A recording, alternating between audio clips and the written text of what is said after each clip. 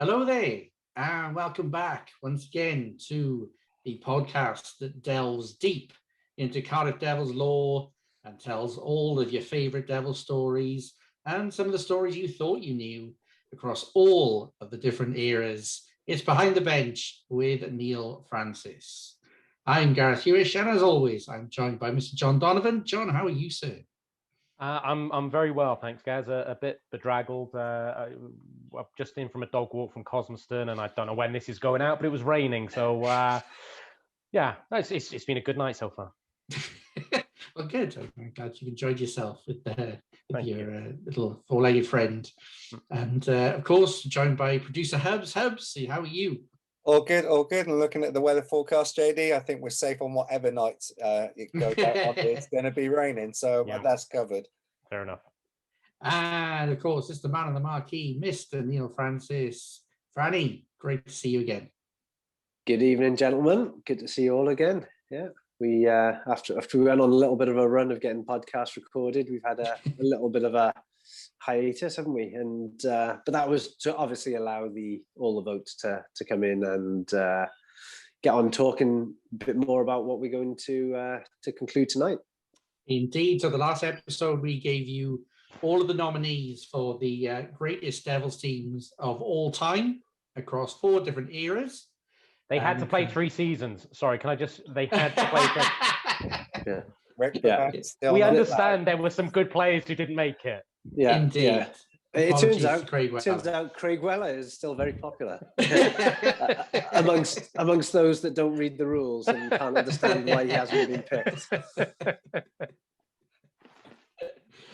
And the response, Franny, was excellent, wasn't it? A lot of people got involved in casting their opinions. Literally in the thousands, the votes. So it was fantastic to to get that response from the fans, and also to see all the comments from the fans about how much it brought back memories of guys that have given fantastic service to the Devils, and gave everybody the entertainment over the years, and that kind of reiterates why there was that 3-season rule in. For as much as Craig Weller did and how amazing he was to watch, that was for 3/4 of a season where it was felt that the team of all time needed to be somebody that had a sustained period in Cardiff. So the 3-season rule was in and ruled out people like Craig Weller and anyone else. JD, I'm turning over a new leaf. No, just no. Yeah, just Craig Weller. Just Craig Weller. But it does give us an episode we can do later on with the other players who didn't get into this one. So you never know, JD. He may get in something else. Well, I'm apparently the only one in Cardiff who likes him, so There's a petition. There is a government petition. Yeah. To change the voting rules. Okay, fine. So what we're going to do in this episode today is go through the lucky few who made the final rosters, and we will get all nostalgic and glassy-eyed over our favourite memories and just some of the reasons as to why these players have been placed in such a prestigious place in this poll. Franny, just before we do, can you just go through what is going to happen next in regards to this process? I believe there's some nifty shirts presented. So the first thing I wanted to address is the listeners that have, or viewers, because we're on YouTube as well, yeah. Those of you that have seen the announcements will have noticed that even though we had a vote for the coach and we were going to choose 2 out of the 4, there was lots of votes for each coach. And I think that recognises that across all 4 eras, all 4 of these coaches delivered success and silverware to Cardiff. So we felt it was only right if we're having the team of all time, that all 4 of these coaches got recognised as well. So that's why you'll see all those coaches announced. And the next part of the process is I think we're in the process of getting these special jerseys made up with the team of the team of all time, and there will be a shirt on its way to each player that has been voted in and the coach, and there will also be a shirt up for grabs, one of each, that the Devils will be announcing via the website and social media on how you can get your hands on that, which would be a extremely valuable one-off. I think that the shirt for the player is such a lovely touch when you hear some stories of some players when they play for clubs and all their shirts go off to fan auctions and don't actually have anything from their club, that those players actually get something to remember their time in Cardiff. I think such a classy move. Absolutely. Whose shirt you get a bid on, Hubs? I assume you'll go for Moria's, will you? I don't know if I've got Shannon, Stephen Cooper, Ian Cooper, maybe. Jeff Smith. Okay. He's my big buddy. He's helped me a lot in life. Good choice. And he's doing some great stuff with his Big Moose charity and coffee shop and things like that. He's giving back to the community of Cardiff still now. I'll tell you what a good purchase would be, and I'm going to mention it because he says at the start of every episode, don't mention it, but the 29 Francis shirt would be a good purchase. Yeah. No, absolutely. And I'll be well deserved for anyone's collection and not in someone's frame in their house if they have a man cave or something along those lines. I think above the kitchen, I believe there's a new washing machine or cooker gone into the Francis household, and I think sent in the kitchen would be awesome. Yeah, I'll tell my wife to put a bid in. I thought I'd get a wife joke in before JD did. So. Oh, stealing all my best on lines. topsy-turvy. Yeah. John's not talking about Rick Brabant and he's doing wife jokes. Jeez. Yeah. Well, where's the real JD? So we will start with the first decade of the Cardiff Devils and the team that was chosen. So we'll go through one by one, and I guess we'll stop at each one and just discuss the merits of that choice and some of our memories of them. So in goal, we already just touched on the big man. Jeff Smith was the first person to be voted in as netminder for team of the first decade. And is there any more an iconic scene than him taking off his goalie mask and being absolutely bombarded by a horde of very happy Devils players live and on Brian, the BBC? Brian Canowisher, who takes a flying leap. The rest join in. Yeah. But no, that is, when you think of hairs standing up on neck moments, it is that one, isn't it? It's that kind of focus of Jeff just before the penalty shot. He kind of goes out to greet Tony Hand, who's had the big build-up. He holds all the records, best British player and all that. And then he comes down and Jeff sort of narrows him away from a shot, and Tony Hand's got nowhere left to shoot apart from in the pads, and he makes that save, whips off the helmet. He's got the long flowing hair, hasn't he? And then just gets absolutely mobbed by his team. And yeah, what a scene that is. Yeah. The other story I like about Jeff, and he tells this one better himself, is the season before when it was us and Medway going for the first division title, and basically it was all going to come down to who won the games between Medway and Cardiff, because we were beating everybody else.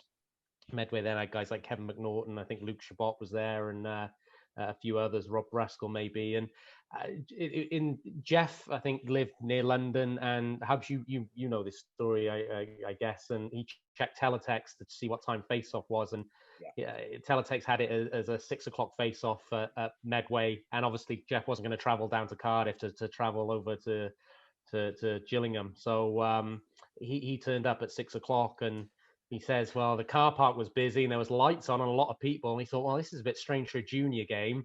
And he walked in and the first period was already 10 minutes old, and he said every time, and no disrespect to Ian Wright, who was in goal for the Devils that night, but yeah, every time he put a piece of equipment on, sitting in the dressing room Medway, he heard Medway score another goal, and I think the Devils were 4 goals down by the time he got on. Yeah. thankfully we came back to win. But yeah, I like that story of just how, Franny, you know what it's like to be in a locker room when maybe someone has let the team down or something, and it would have been interesting to see how the team reacted to Jeff when they all came in after the first period. Especially no mobile phones and yeah. OJ, I'd love to have seen OJ. For a game, would have loved it. Yeah, I forgot all about that story. Nice reminder, JD. That's why you're here. The only reason. It's he mentions it was the one I had as well, because he did a lot of writing under his big moves, and it's he tells that story, and another story of Stratton, which is a little bit similar, when Cardiff were due to play a second leg in Stratton, about the whole fans and the whole atmosphere, and he's such a great storyteller, and he tells stories about his prep for games, and those are his two key, and obviously the Wembley ones, and top bloke. Yeah, and Big Moose set to open soon as well. So make sure you if you're in town Monday 17th, pay him a visit. Great job. I also did some work with the junior development as well, I believe, in the mid to late 90s. Well, he was very much the mentor of Stevie Lyle, wasn't he? Yeah. He definitely took Stevie under his wing, even when Jeff had then stopped playing for the Devils, but was still based in Cardiff. Stevie was his sort of protege, and he took him under his wing and guided him. Even when Stevie went across the pond to North America, I know Jeff was always a sort of trusted advisor for Stevie, and that was a huge part in Stevie's development. So, very, very worthy choice in Jeff Smith, giving his all on and off the ice for the Devils and the city of Cardiff and beyond as well. First defenseman for the first decade, a very familiar face, Mr. Shannon Hope gets the nod. Retired shirt, and he was never, ever going to be left off this list, was he? No way. And, you talk about what Jeff did for Cardiff off the ice as well, but, Shannon, we've talked about it before. If there's one name that ever gets mentioned, if I'm ever in a conversation of ice hockey with people who aren't sort of regulars down there's one name that comes up all the time: Shannon Hope. He's stuck in the memory because of his character, but also, personality on the ice as well, wasn't it? He was very charismatic, and the way he played, the famous spinorama's, he embodied everything that Cardiff needed to be at the time to get the fans in and to build the brand. Absolutely. He I can't believe we haven't done a Shannon episode, because I imagine the stories he's got, and as Franny said, what he did for Cardiff. I think I would agree with Franny in the sense that John Lawless, fantastic personality in his own right, but he was the guy who started the club. But in terms of someone to, engage with fans, and particularly, I was a 7, 8, 9, 10-year-old kid in Shannon's first few years in Cardiff, and I know most of the kids down there, Shannon engaged, and he was a really, really nice personality off the ice, and then on the ice, he always looked like he was having fun. He had that really cool skating style. He had the bullet of a shot, and the thing, we always bring this up, and Franny, you know this better than me, and probably you, Hubs, as well, as a linesman. The thing about Shannon, which we kind of always forget because he has this nice guy, jokey persona, he was a tough guy. If Shannon needed to throw down with somebody, Shannon could lose it. And yeah, he was someone, I think, that in the early sort of 5, 6, 7 years was really a huge fan favorite for so many reasons. Going back to your point, JD, about the kids, when they first opened the first ever ice hockey shop, there was one under the bridge, but there was one in central Cardiff, up in the top floor, Capital Shopping. And that was Shannon's first ice hockey shop up there. I remember going in there for my first ice hockey stick. And Major League Sports? It was something, I think it was. Major League Sports, yeah. And he left-handed, right-handed. I don't know. There was a queue of kids just waiting for Shannon to bung a stick in his hand, and whichever way you picked it up, that's where you played. And it was engaging from all those. But you see kids just going in there just so they come out and say, I spoke to Shannon. I spoke to Shannon. Yeah. They didn't want to buy anything. They just wanted to meet him. He was that first, engaging box office player. Then the people would hear some of the stories that happened, and then we'll get drawn by the echo stories and that sort of stuff. So yeah. And he was the first person ever to call me Franny.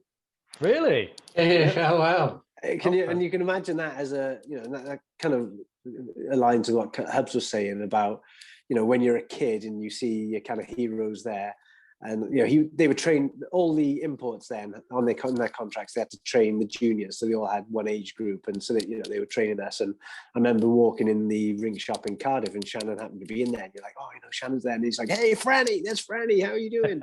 I'm like, oh my god, this guy's just giving me like a North American sort of style nickname, and it's stuck ever since. So I think there was a couple of efforts of Frankie Boy from Mo and Lawless and stuff like that, but Franny was the one that Shannon gave me, and that stuck.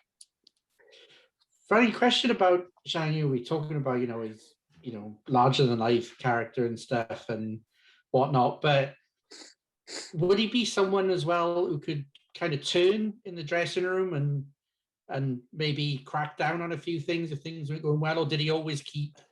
Well, he didn't like Rick Raban.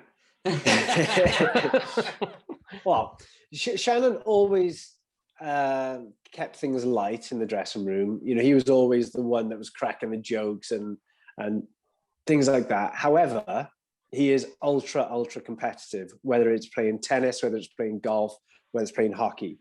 So people often mistook Shannon for a bit of a clown in terms of, you know, always clowning around. And there was that lighthearted side to him. But when he stepped on the ice, it was game time, and there was none of that. And even if he had a smile or a spinner arm or whatever on the ice, if you've got Shannon on the ice in the last 2 minutes of the game, which he more often than not was, then, you know, it was an absolute competition and, you know, a fierce competitor. So from that point of view, yeah, and, you know, and as JD said about the incident with Rick Raban, you know, I think he saw Rick Raban getting sort of being more interested in himself rather than the team, and he, you know, that was his way of putting it right, and, you know, sort of stepping in and trying to you know, nip it in the bud, I guess. We will get a Shannon episode on Slate. Franny, who I think that's a really good matchup. Who won that fight? I think that's a toe-to-toe really good matchup, Raban against Hope. It wasn't a toe-to-toe. It was more of a wrestle. I think, and I remember we had a big, huge weights bench in our dressing room as well, and it started near there, and it kind of ended up with both guys kind of rolling around and sort of, you know, falling over this weights bench and stuff. So it wasn't an actual like toe-to-toe, but God, who would I have my money on? Who would you pick? Who would you pick? Who had the pinfall? Was there a count? Pardon? Was there a pin? No. Like I said, it was more of a wrestle, and it was, you know, a lot of kind of grabbing around the face and stuff like that, around the throat. But there wasn't many blows exchanged. But if it was a stand-up toe-to-toe fight on the ice, oh my God, that would be it. Would be both could swing so quick as well. Yeah. Like Rick was super tough and strong, as was Shannon. I probably would give it to Shannon with a bigger reach, longer reach, longer reach, and, you know, you saw whenever he fought, he sort of cut people open and whatever. So I'd give it to Shannon. I think we've got to have some sort of reunion and have that. You know, maybe that could be like a Christmas episode. Yeah, a Shannon Brabant fight. Yeah, there's got to be a simulator we could put like the stats in and stuff like that. Yeah, just run it. Yeah. Anyway, we digress. Yes, there's anyone in a boxing ring these days by the sound of it. So yeah, why not? Moving swiftly on. To round out the defence for the first decade is one of the greatest British players of all time, Mr. Stephen Cooper, is alongside Shannon. And I must say, when we did our epic playoff winning team of episode of last year, available in the archives, where we managed to reunite all of the players, I think Stephen Cooper was the one that left the biggest impression on me, mainly because we've never really heard much from him before. But it really kind of stuck with me as memories of not being able to kind of watch what was going on and being nervous. And it kind of showed me exactly what winning and what the Devils meant to him. Again, a very worthy addition to this process. Yeah, it's quite surprising, actually, how much that hit him, considering how assured and confident he was on the ice in his play. I mean, you rarely ever saw Stephen make a mistake. You know, he was very solid. I mean, he did everything, didn't he? Massive hits, the big hip checks that he was famous for, but, you know, the big blasting slap shot, you know, made great first pass out of defense. He could do it all.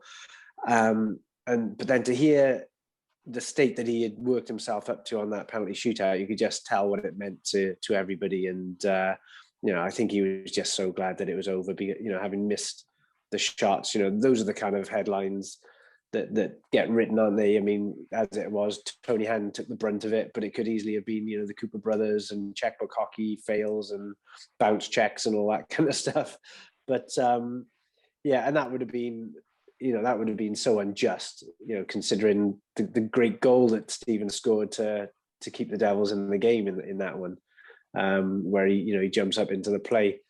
But overriding memories of Stephen, I mean, there's the huge hits that I've mentioned. So he put one, I'm sure, I'm hoping producer Hubs will be able to dig it out somewhere. The one on Dan Dorian. Dorian literally was never the same player again. He left Nottingham a few weeks afterwards. Dampier cut him. Yeah, he got crumpled, didn't he, by Stephen, and he literally was never the same player again. There was a similar one when we went to Riga in the Europa Cup or Continental Cup, whatever it's called, where you got OJ on the commentary having good night with that hit, which is unbelievable. And also we talked about, I think before, his toughness and that scrap he had with, was it Ross Lambert? Yeah. I was on the ice for that one. And I remember, you know, he was unusual in terms of a fighter because he didn't grab onto a jersey and throw the other like hand. A boxer, didn't and yeah. You know, the late Jim Mannings obviously had a little bit of input into that, but he fought like a middleweight boxer. He did, yeah. Like Jim always said that, you know, he thinks Stephen would have been, as a minimum, British champion if he'd have trained as a boxer rather than a hockey player. Knockout punch with left and rights. But yeah, he squared up and he didn't grab on. He was punching, you know, jabbing and punching. And Ross Lambert, who's a tough cookie himself, you know, Stephen fed him his lunch. Yeah. And also Rick Babant as well. That fight is available on the Easter eggs of the previous episode. Yeah. Oh, really? Yeah. What was that? Have a look at the Easter eggs at the end of the last episode. I gotta watch these episodes. Okay. Yeah. You just not listen to more stuff you do, John. I know. To echo Franny's point, and this almost sounds like a negative, but because Stephen Cooper made very few mistakes, like, you know, count on one hand mistakes, the sort of a couple of things I remember about Stephen. First of all, when him and Ian left after, you know, you've just had this high of Wembley and winning the penalty shots, and, you know, all is well with the world, and then Ian and Stephen leave, and that was just sickening because you knew that was so significant. And going back to Durham, who were the arch enemy at the time. But then Franny, and again, you know, Hubs, you'll remember this, and Gaz, I think it was probably your first season, the Tommy Plummer goal, and just how crushing that was when we were trying to stop Sheffield from winning that first league title. We were trying to hold on to our league title, and Stephen Cooper, I remember having a fantastic game that night, playing so many minutes, and makes one of his very, very rare mistakes. And I don't know what he was like on the bench or in the dressing room afterwards, Franny, but from the stands, it looked like he was devastated. And you know, Sheffield won that game 5-4 and went on to win the title. It's like the Steven Gerrard slip, isn't it? You know, it's that kind of moment where somebody who's so dependable and, you know, like you say, never puts a foot wrong in that game just happened to, and just shows that it can happen to anybody. And, you know, I'm sure the amount of minutes that he played does factor into that. But nice to see you haven't actually totally changed, JD, and, you know, you've gone for the glass half empty approach, you know.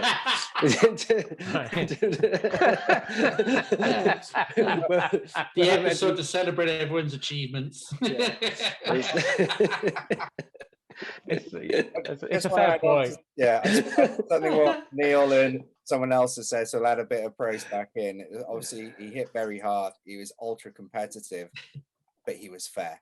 He wasn't dirty in any type of way. Where as an official on the ice, when Stephen Cooper was playing on the ice, he was a defenseman. You know that some would have a couple of sly little digs, not mentioning the previous recipients of the award and stuff.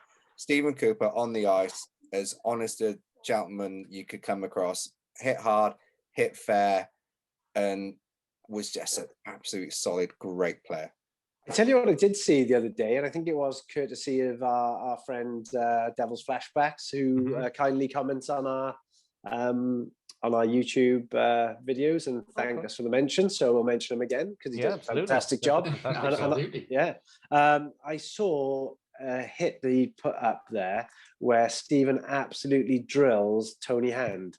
Yeah. And Tony Hand never got hit, did he? Yeah. Because Tony Hand had that great awareness, but yeah, Tony Hand has gone up the boards and kind of half taken his eye off, and Stephen comes in and absolutely smashes him. And you can see that Tony Hand wasn't too aware after it of where he was. But for him to catch someone like Tony Hand like that, it just shows how good his hits were. And just finally, and kudos to Hubs. You mentioned this before the episode started. If I said Cooper, Hotham, Fournier, probably my three most iconic goals in Cardiff Devils history, and I'd still take Stephen Cooper as number one. The Wembley goal, the one Franny mentioned just then as well. I think he starts to play, goes up the boardsy, and then finds him. So I think Mo finds Ian. Ian across ice, perfect reading of the play of the defenseman coming forward. Crashes through the net as well. And tied it up, if I remember correctly. We did 6-all. And I know we've got to move on to other players because we've got lots to talk about. But just one thing, we're talking about Stephen's competitive nature, and and JD, when you mentioned about you can imagine he didn't take it too well with the slip against Sheffield.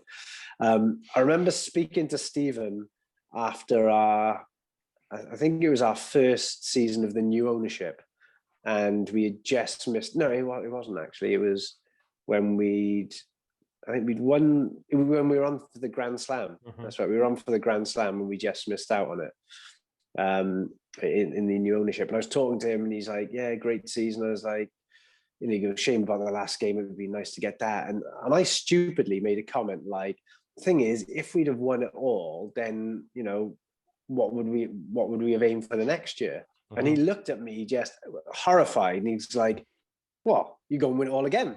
And it was just like, and he just showed like the winning mentality that he's got. And I felt so stupid when I'd said it, that I was almost grateful we didn't win everything because then everything's been achieved and it's game over. And he was like, well, no, you win it, we just win it again, and that's what Devils did. They just kept on being that machine. Yeah. So if we're mentioning other players' current businesses, Jess, is it only fair to mention if anyone does need a Porsche, just to pop along to the Porsche dealership on the road? Yeah, definitely. I'm there most weeks. So okay, here we go, guys. Can you please get off? Can you leave the Porsche? Yeah. And so we've got our defenseman, our goaltender, but we need some goals. We need some forwards. And we will start with the Peter Pan of ice hockey. Steve Moria is the first forward to be inducted into the first decade of the Devils team of all time. Over to you, gentlemen. Steve Moria. Yeah, I'm deferring to you, Franny, as first response because you get the right because you played with these guys. I said in the last episode, I thought we could describe Joey Martin as the greatest of all time, and I'm happy to take that. He's the guy he may be slightly nudged off the perch, but is right there with him for me is Steve Moria. 100%. I mean, whenever his old teammates talk about the success, they point towards him as, the way I think describes him in a nutshell is the classiest player we've ever had. He just oozed class, like every little touch that he had, just technically, probably the most technically gifted player that we've had. Right, there we go. That's probably how I would describe Mo. Way ahead of his time. And I think that, had he been in a different era, then, you could see how somebody with his hockey IQ, the intellect, and, technical ability, how he could have played in the NHL. He played, I think he played in the AHL, didn't he, across in North America. He set records in his college career. It was just his lack of physical ability in the way the game was at the time, when everybody was 6'3" and 220 pounds. That's the only reason that he didn't get a shot in the NHL. But their loss was definitely the British games gain, and definitely Cardiff's as well, because he was the focal point of our attack for years and years. And he just always looked cool. We've talked a lot, and I could talk about how fantastic he is as a player, but he just always looked cool. He had the bubble gum, he had the bandana, so much so you had this ugly, gawky 10-year-old ginger kid trying to wear bandanas around Steve Morrior. He had the cool half visor. He always had the Louisville gloves when no one else had them, or what have you. I think he was cool. I think he was sponsored by Louisville, which is unheard of at the time. Is that he had like an equipment sponsor.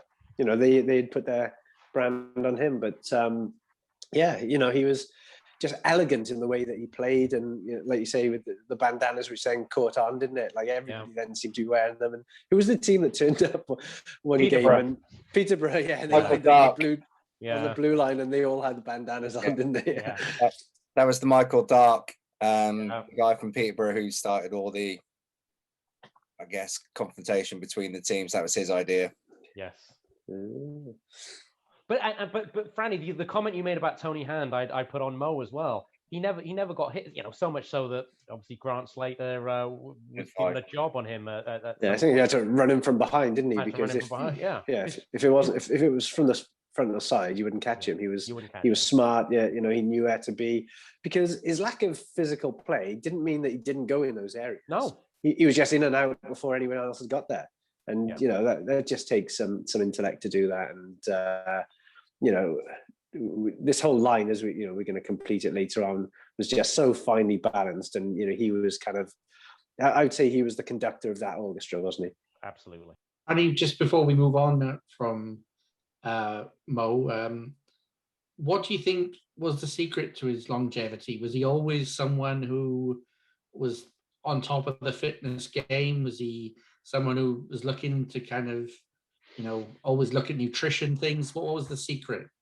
Yeah, I mean, he was definitely the guy that looked after himself the best. He barely drank, always ate right, always worked out, and, kept himself in tip-top shape, and still does. You can still see how active he is now, rollerblading here and there. And I think he coaches a football team, and I think he might even be is he a PE teacher in the school? Yeah.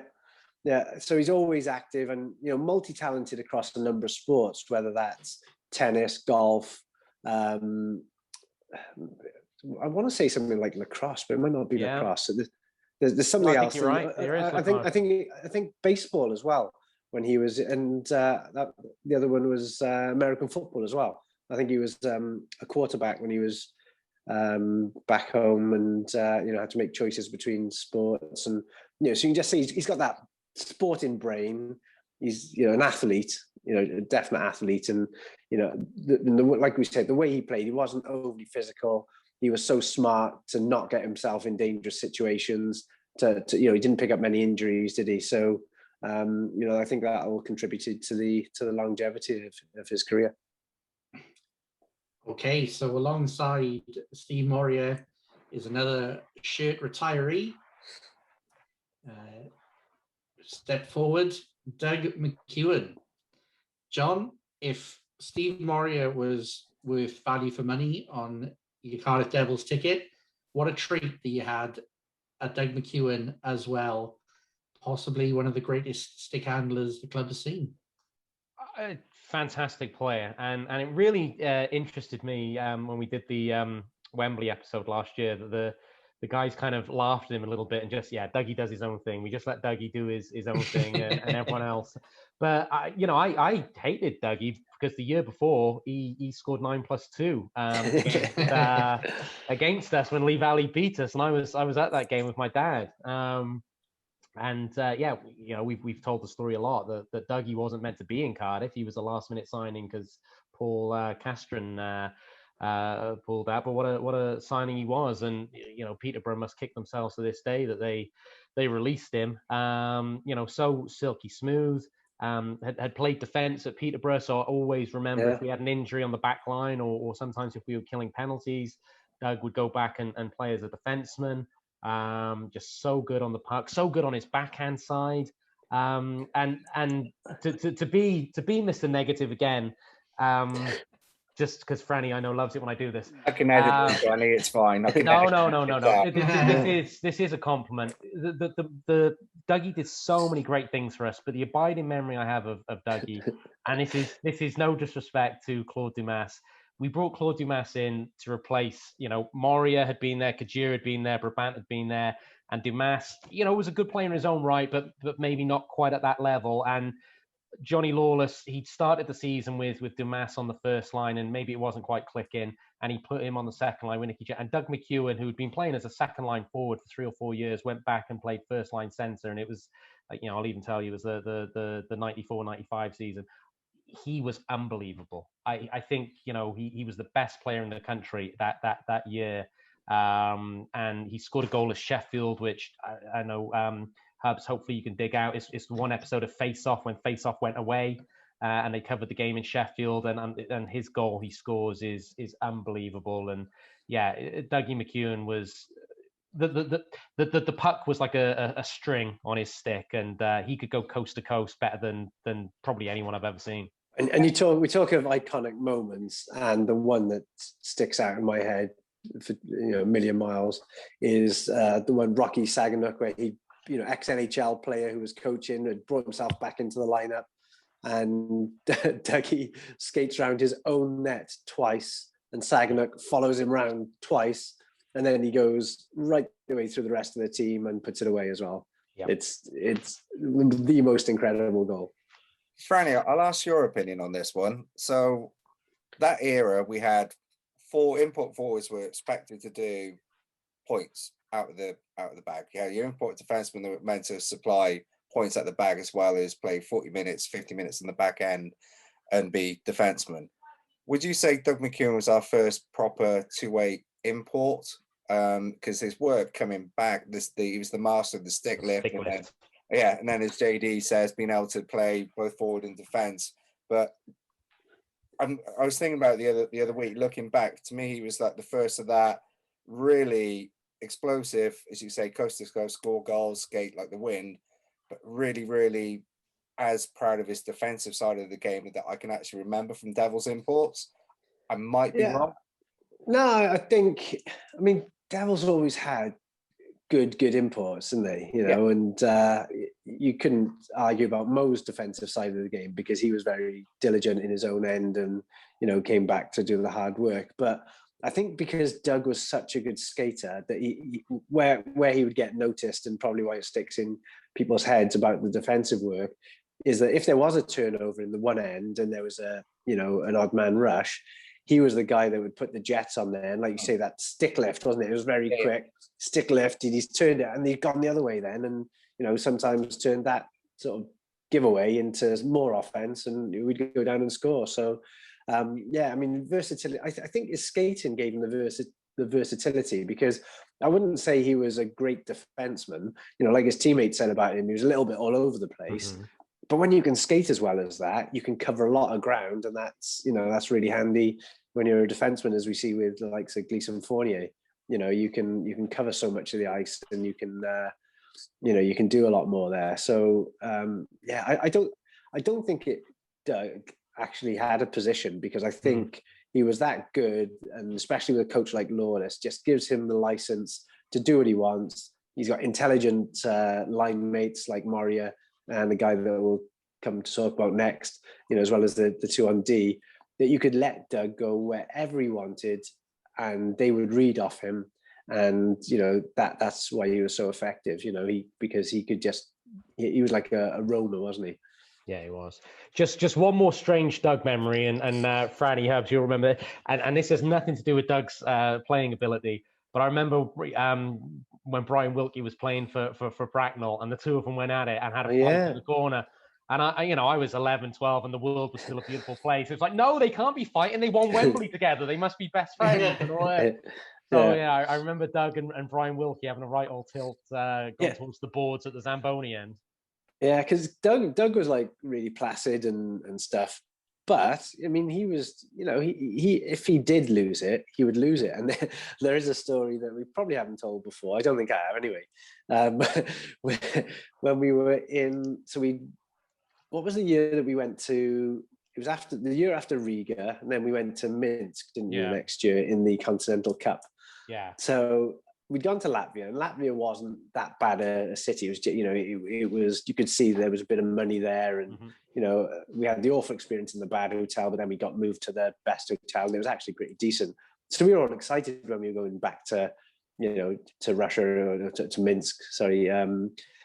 And we turned up, and it was horrific. It was so poor. I'd never seen anything like it in my life, in terms of how bad it was. And the rink was like a concrete rink in the middle of like a market, not a shopping mall, but like a market. So to go to the rink, you had to kind of walk through this market, and it was really poor. And then you'd go into this concrete sort of rink and play your games. And I think it was after our last game. We'd all worked our way back to the hotel, and of course we're getting on the beers. In fact, we weren't on the beers, we were on the vodkas. I remember swapping a broken stick for 2 bottles of Stolichana vodka, and the person that was the currency in those days. Yeah, they couldn't believe that I was giving up a broken stick, and there's me at 19 couldn't believe I was getting 2 bottles of Stolichana vodka. So anyway, we've done our deals, and we've got all these bottles of vodka, so we're just getting on it. And the bus is leaving to go back to the hotel, and we're missing Shannon, and I think it was Shannon and Doug. It was just, there was a couple of others with them as well. And then later on, we had to wait for them, and someone goes to find them, and they roll onto the bus, and they are steaming. So in typical Shannon fashion, he's bumped into these 2 market traders, and he's nicknamed them Lemieux and Gretzky. Right, so he's befriended these guys, Lemieux and Gretzky, and they were like haggling over something, and it's ended up with Shannon and Doug and whoever else was with them, maybe even Gary Steffen, because I think he guested for us on that trip, was it? Or was it Doug Smale? No, it wouldn't. Doug Smale didn't drink, so it definitely wasn't him. Yeah, it would have been Gary Steffen then. Yeah. Yeah, and they've gone into the back of the shop, and they're doing shots of vodkas with Lemieux and Gretzky. So that's how the Russians drink it, isn't it? Like a little shot glass, and they pour their vodka, and it was like one, and then they pour another one. And I don't know how many shots in this, and they were absolutely steaming. And Sean Ward, if you remember Sean Ward, our backup goalie at the time, he was very mouthy, and he loved to get into people's skin. And for some reason, he kept on doing, well, Doug was like Native American Indian, wasn't he? Or part of his heritage is. And Wardy was doing like that, like that. And he was like doing it all the time. And Dougie was absolutely hammered, and Wardy's doing it more. And Dougie just went across and clocked Wardy, and Wardy's eye exploded. And for the rest of the trip, he had this massive lump on his eye, and that was when I thought, okay, you don't cross. You don't Doug cross Dougie. Yeah, so that was after a night with Lemieux and Gretzky. Lemieux and Gretzky. More new characters you've introduced to the show, Franny. I know. Lemieux and Gretzky taking this long to. I know. We haven't had a character for a while. Wasn't he playing running back? Yeah, or any. That was Shannon. Yeah. I never knew why he was called Greg. I don't think Greg is how Shannon and Lawless and Mo used to call him, and then it was MC, and then it was Running Bear. Shannon called him, and all probably inappropriate things you can't say these days, but and then he stuck with the nickname from the fans, God. I think everything you want to know about Doug McEwen and what he brought for the fans. Absolutely. So we got 2 goats and a god. So rounding off our 5-man on ice roster for the first decade is the brother of another member of this team. Ian Cooper is the man who gets the final spot. spending 8 seasons, winning 11 major trophies. John, we talked about all of the attributes that Stephen had. What made Ian different? I think Ian's work rate, his ability to, or willingness to go into the dirty areas and just be a great line mate for particularly Moria and McEwen. Defensively responsible if Dougie was maybe caught up the ice. He wasn't the size of Brad Voth or anything, but I think he would take players away and create room for someone like Steve Moria to operate it. So just hugely unselfish, and he was a winner. He scored big goals. We've talked about another era on other shows. Someone like Phil Hill maybe didn't score a lot of goals, but he tended to score big goals. I remember Ian Cooper, scoring a lot of big goals. And I don't know, maybe I'm doing a disservice to Ian. I always feel a little bit like his agent. I still get the impression Ian loves Cardiff so much, but won't admit it because he almost feels a bit, sad about the way things ended, and it causes him a little bit of hurt. But I think deep down Ian, wanted to finish his career in Cardiff and loves Cardiff. And I love just winning. He wanted to win. He would take the shots. He would go to the front of the net. He would take cross checks. He would stand there when we've got Shannon and Stephen putting pucks at 100 miles an hour towards the net and trying to get tip-ins and things like that. And I think, we've talked about the huge finesse of Moria and McEwen. I think both of those guys would say that Ian Cooper was so important to that chemistry because he did draw attention and he did take men away and he did go into the physical battles for them and he did go into the corners for them. Just hugely unselfish, but a big talent in his own right, and maybe gets lost in the shadow of his brother occasionally. And I think Ian Cooper stands on his own merit as a Devils legend. Even when he went into those corners, he still had the hands and the visions then to make passes out, to make plays from actually in those areas as well. Yeah, JD, I think you summed it up perfectly, to be honest. I think he's probably one of the most underrated players in Devils history. Moria and McEwen aren't as good players without Ian Cooper next to them because he was the perfect foil for them. He played a very simple game. He was given goes all night long, kept his feet moving, drove to the net, opened things wide up, parked himself in front, went into the corners, went and got the puck back. Did all the hard graft, all the hard miles. And, Mo and Doug would be the first to pay compliments to Ian Cooper as a line mate. And, he was probably the perfect player for them to play with. Yeah, absolutely. And I think probably he deserves a shout out. And this whole line, in fact, just thinking about it, with the exception of Jeff Smith, I'm sure Jeff could have done it, but I key on Ian and Stephen because they're British guys. Yeah, they were great. They were Heineken League era. They were all Super League players. And Ian, Doug, and Mo and Shannon won a Super League title with Cardiff, and Stephen was playing in Manchester. So, yeah, there'll always be a little bit of pushback that it was the Heineken era. But these guys also, basically, as a complete line, with the exception of Stephen and Jeff Smith, played together and won a Super League title together.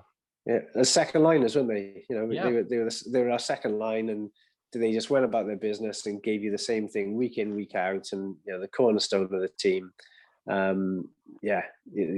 All these guys stepped it up. When the league stepped up, they stepped up. Yeah. So do we have? I was going to say, I think it's only fair to mention Ian's work then with the Players Benevolent Fund now. Yes. And his charity work he still does. He still comes over to Cardiff for the All-Stars and was playing on the De Haven team for the last couple of years and was a great supporter of that. So it's another one who's actually given back to hockey players via the Benevolent Fund and local charities as well when he played in those. So and back in the day, the chairman of the Players Association. And that was, I think that there's an element of him, costing himself a job because of the support that he gave to players when against the management of some teams. And I think he was blackballed a little bit, if I'm honest, because of that, because it wasn't popular with owners, and that's just not right. As we know, all players need to be represented and have a right to, and no wonder he feels a little bit harshly treated, because it was through him doing good for the players that might well have cost himself a job. Well, I think, and again, he might shout at me for speaking out of turn, and maybe I'm reading between the lines here. I think he desperately wanted to be player manager when Lawless went, and I think he would have been great at that role. And and after giving him too many props, the other thing I'd say to take away from him a bit, to coin a phrase from Youngblood, God, he was a pretty boy, wasn't he? Stephen was the tough, rugged defenseman, and Ian had those flowing blonde locks and everything, and all the toys, the trike, didn't he? Had the trike, and he had his Beetle, he had the jet ski. Yeah, it was great being on a team with him, because you got to go on all the toys. I remember riding around on the back of his trike and going down the beach on his jet ski, and he loved his boys' toys. But Gaz, we must move on because we've got lots to talk about. We do. To cap this era off, the one remaining member of this roster, the man that started it all, John Lawless. Indeed, there would be none of the players that we've been talking about without the man with the vision to bring them all together, and played himself, of course, for many of the years, but it's his coaching and his vision that we will all remember. John Lawless is the coach of this era, and guys, we wouldn't have this podcast. We wouldn't, Franny, you wouldn't have had the career you've had. We wouldn't have had all the enjoyment we've had from this sport, from this team, without the man himself, John Lawless. And I wouldn't have been an official without John, because he gave me my first ever job at the ice rink as a manager when he was the manager. So I would never have got into ice hockey without him. I don't know if that's a good thing or a bad thing. He didn't get everything right. Yeah. Yeah, I thought JD was the one who's bringing negative things into this episode. But I was going to say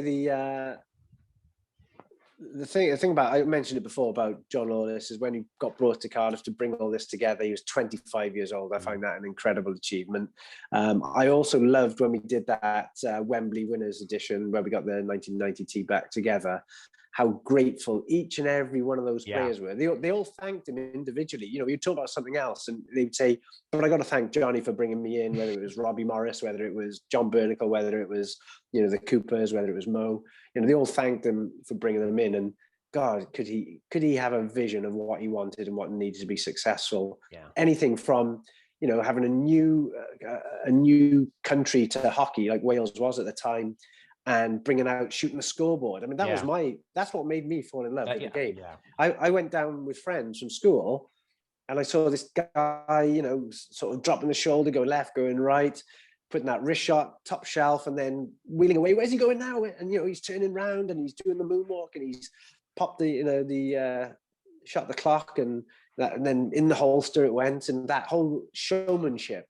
It was perfect, and to come up with that at 25, and then knowing that you've got to go out and get a player like Perry Olivier, who was great at that level and banged in goals, and Bill Taylor, the big physical guy, then knowing to upgrade them because they need to take it to the next level and bring in Steve Moria. He went out and got the Cooper brothers. Nobody ever went for those kind of transfers in those days. And yes, he was backed by the owners, but he had the vision and said, look, absolutely, if you want me to make this successful, I need those guys. Yes. And, aided by some good ownership and some very good sponsors, they went and got them. But it was his vision that set it out, and he kept on raising the bar. And, every Devils fan should be eternally grateful to that guy. Franny, I think you're absolutely right. I don't want to say too much about him because I think we have to do a standalone episode with John Lawless. Yep. I would echo shooting the scoreboard. The other thing I would just say is, and I mean no disrespect to other teams, and I'm not talking about Sheffield now, there's teams that have never experienced maybe winning. And I hated it in the Big Blue Tent because, the atmosphere great and everything. I never felt we would win the league title. And I was brought up in a John Lawless era. And John Lawless created a culture in Cardiff that you won. And okay, he had the money and what have you, but he was ruthless when he had to be. He made the decisions at the right time. And sometimes I just think that mentality can get you through. And it got me through, the times when Franny and G were working miracles in the Big Blue Tent, but we weren't quite there. I thought, well, we will get back to winning because that's the Cardiff Devils. And I think some clubs never had that. And I think that's one of the most important foundations that John Lawless set for the Cardiff Devils is this organization wins. 100%. Absolutely. And I think the question I got for you, Franny, about John is, I look at all the personalities we've talked about, and I wonder, how did he manage a locker room that had you and all of the guys your age bouncing around the place, causing havoc? He's got Shannon going around doing his thing. He's got all of these huge personalities that he's working with on a daily basis. Did he just let all of you just get on with it? Was that the secret of it? Were you all just allowed to be yourselves? Well, one of the smart things he did do is when it came to playoffs time, and all the players stayed in the Hilton Hotel, which is right next to Wembley. He used to put all his young guys in a different hotel, and knew that we were going to go out and have a good time. So he'd ship us off to a different hotel and let us do what we wanted. But no, he had one of those gifts that he let everybody bring their personality into it, and that's a fine art as well. He wasn't a micromanager. He put together the chemistry in the room. And he knew that Shannon was always going to be clowning around. So there's no way you're going to try and curtail Shannon, because you don't get an effective Shannon Hope then. But then he's got the ultimate professional in Steve Moria, who's there. He's got, the very placid sort of Doug McEwen, unless you do Indian noises, and he's had 20 shots of vodka. Yeah. But he's got, the serial winners in Stephen and Ian Cooper. He's got them there. So he knew his dressing room controlled itself. I don't ever remember him having to step in and say, "Oh, you stop clowning around," or "Take this seriously," because he had built that machine to win, and that everybody in that dressing room wanted to win. And like you said, JD, it was the culture that he set up. It was about winning, and everybody knew there was a time for clowning around, but there was game time as well. Yeah.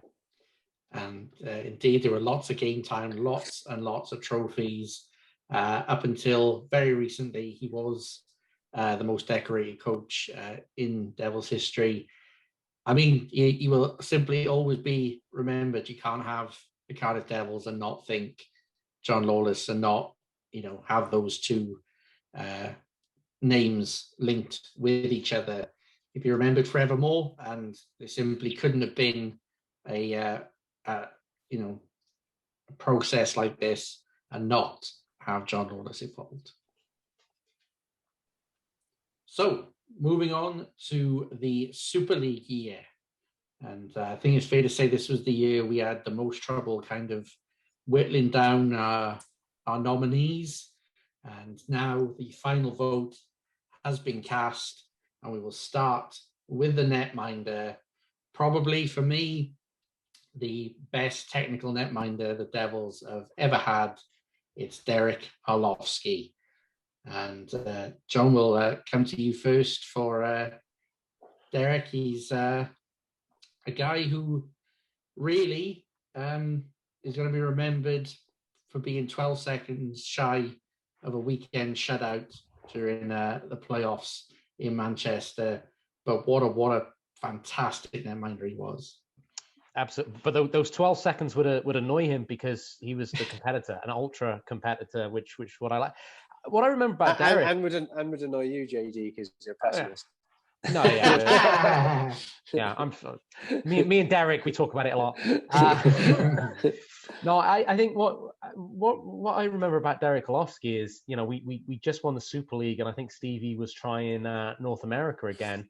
And I think the idea was Derek was being brought in to be back up to, play a decent number of games, but be back up to Frank Caprice. And Frank Caprice started that second year Super League in pretty good fashion. But I think we lost the Benson Hedges Cup final to Ayr, and maybe Frank got injured or went on a bit of a downward slide, and Arlovsky came in, and he was unbelievable. And yeah, just such a good competitor, so good on his angles. Heartbreaking. I know he conceded the goal off his skate in the playoff final that year, and that would annoy him as well. But just in a tight game, I'd always back him.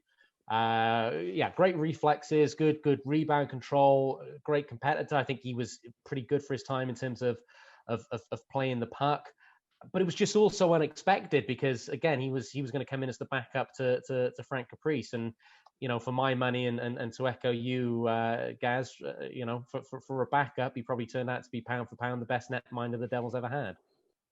He also became a representative of Team USA during his time with the Devils, I believe, as well. Made a couple of appearances during the mid-season, which, when you think of that now, is unbelievable that someone playing in the UK could break through to that kind of rank.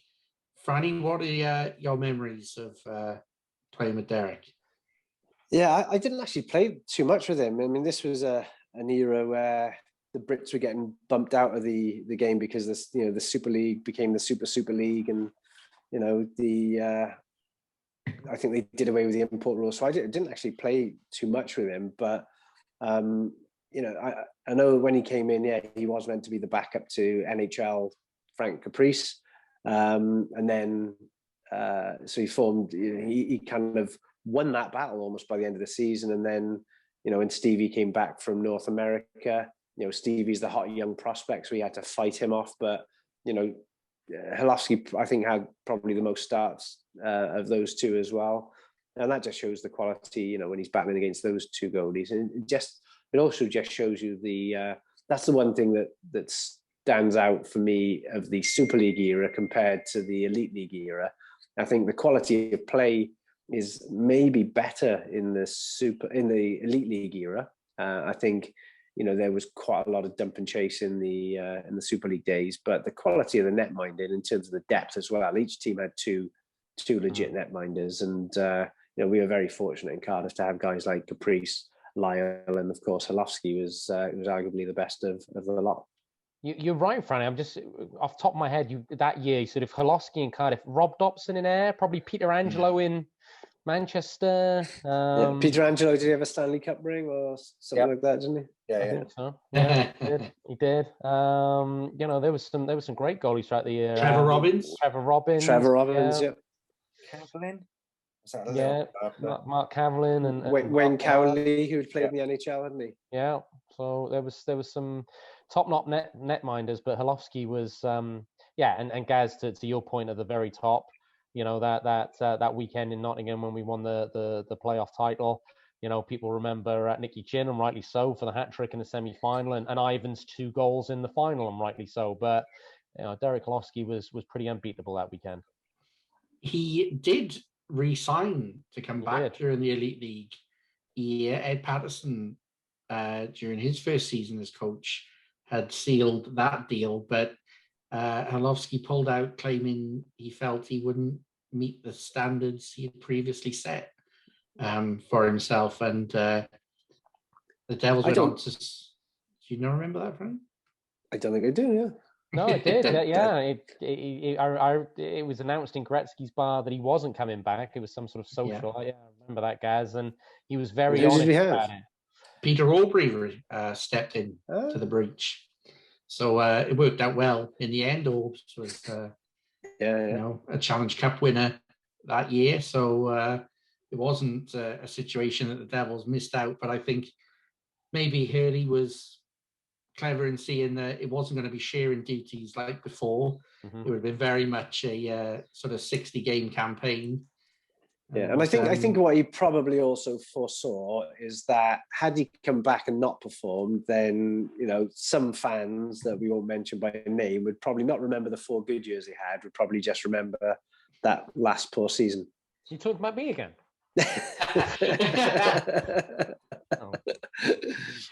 But what we do remember is Holofsky's time in that Super League era, winning that playoff trophy.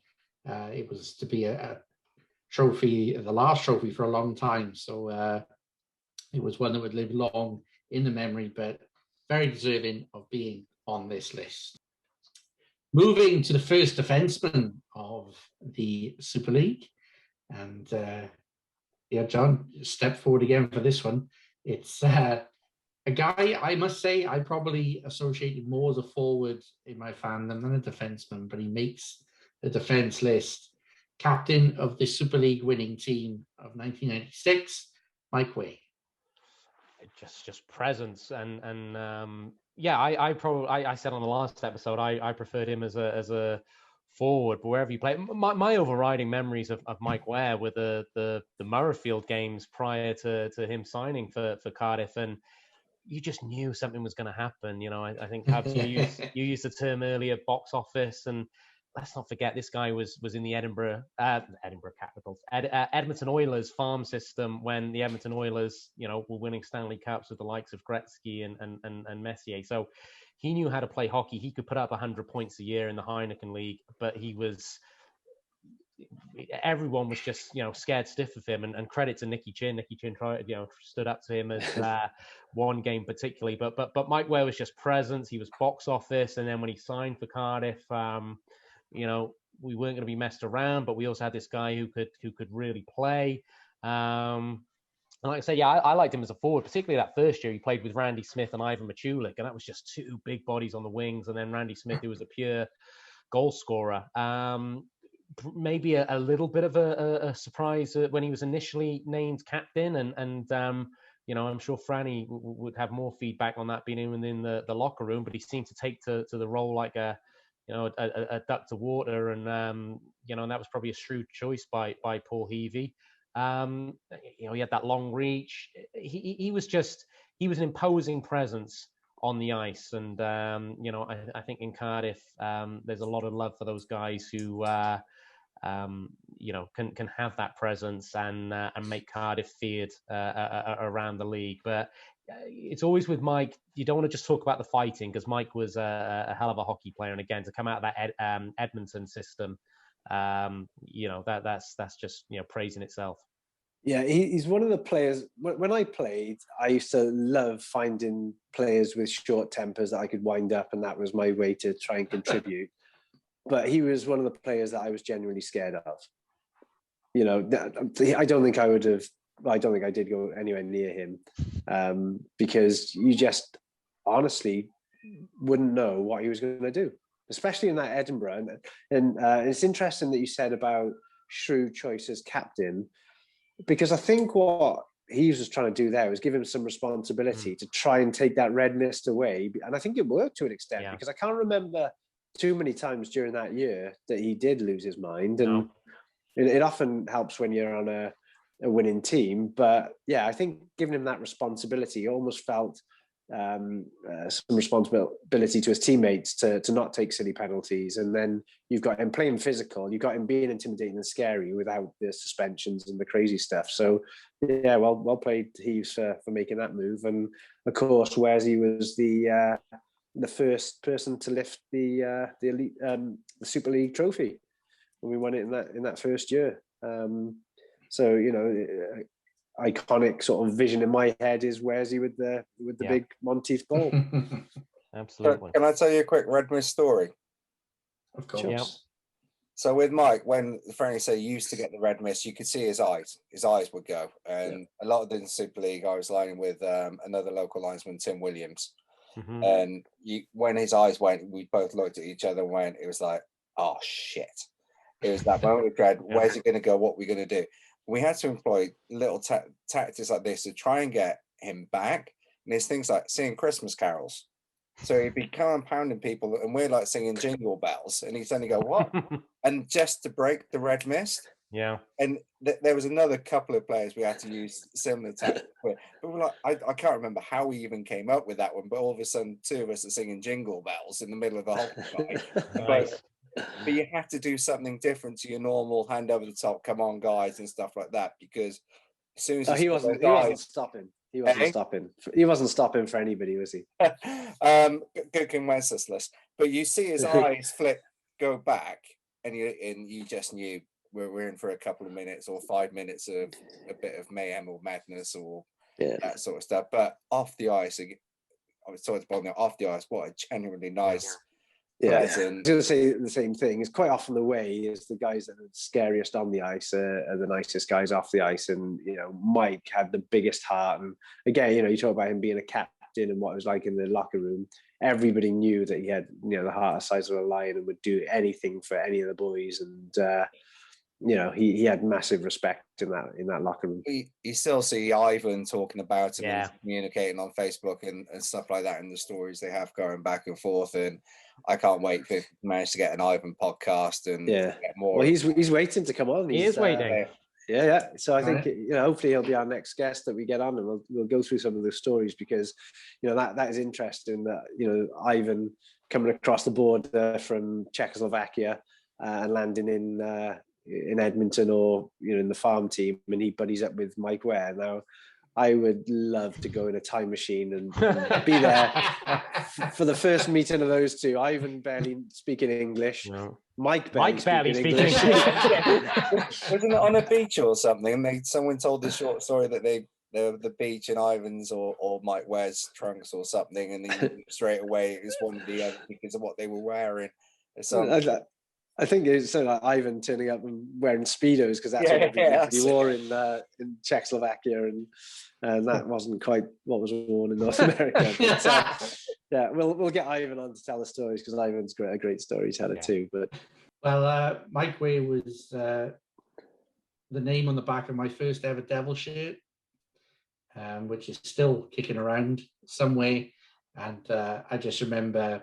I think he's probably the reason I'm hooked on the sport, because if you see a guy that size doing mad things and being lauded for it, then there was no going back. Once you see someone that's that larger than life, who's actually really, it's like a wrestler, really. It was a bit like WWF. You just, you can't believe this guy's real, and I'm glad he's made the list.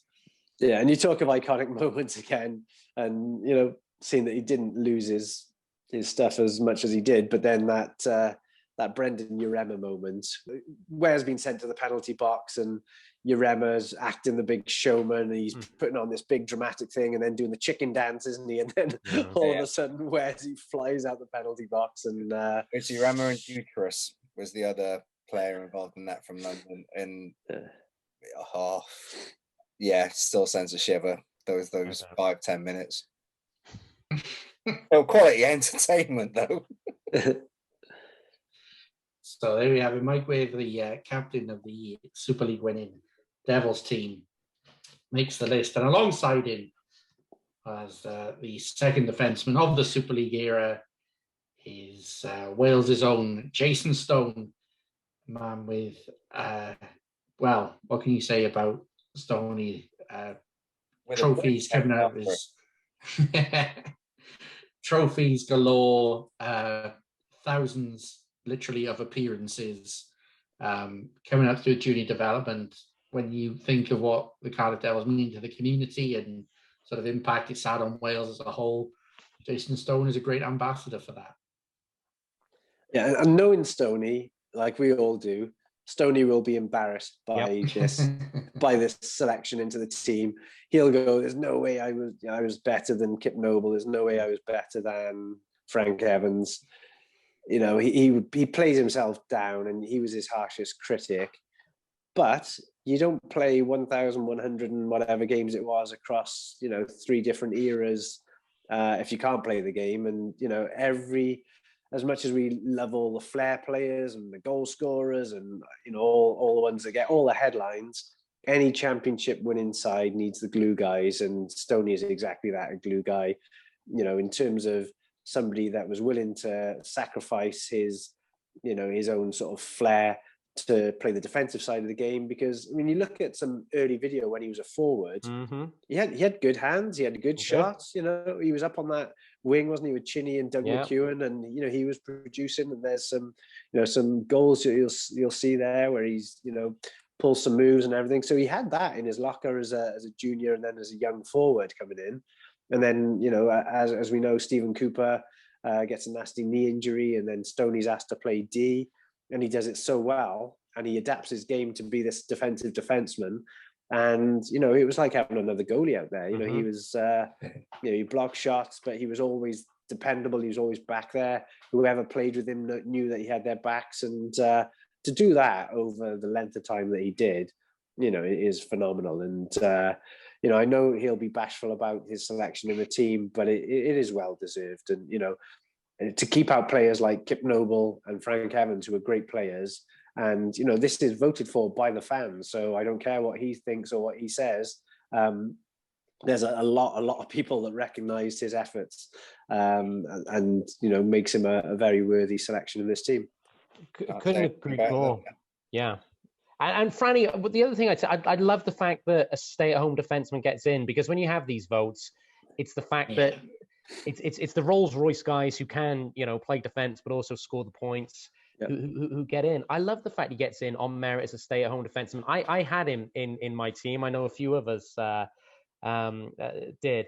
Yeah, he didn't maybe score 40, 50 points a season as a defenseman, but in his own zone, his positional sense, his ability to block shots, to get in the lanes.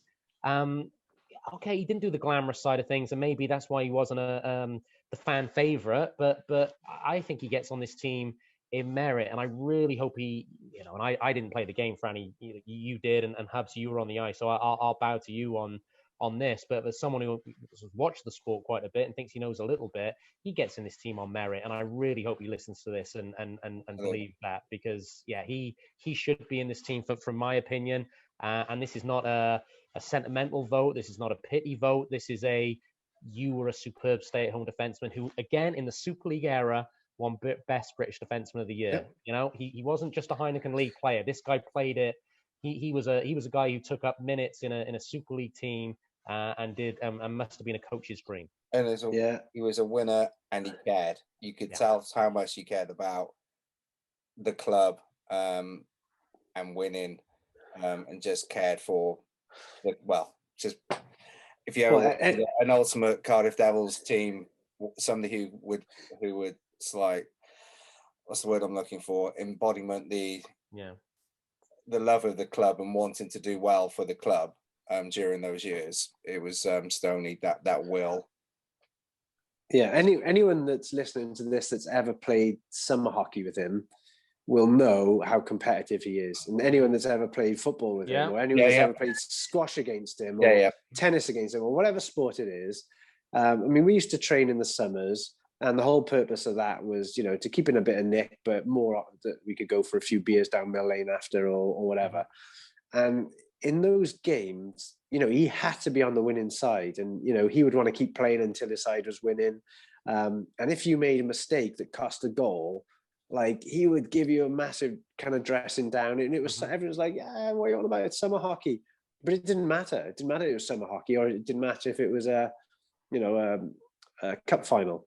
He was very, very, very competitive. Way too harsh on himself. Yeah.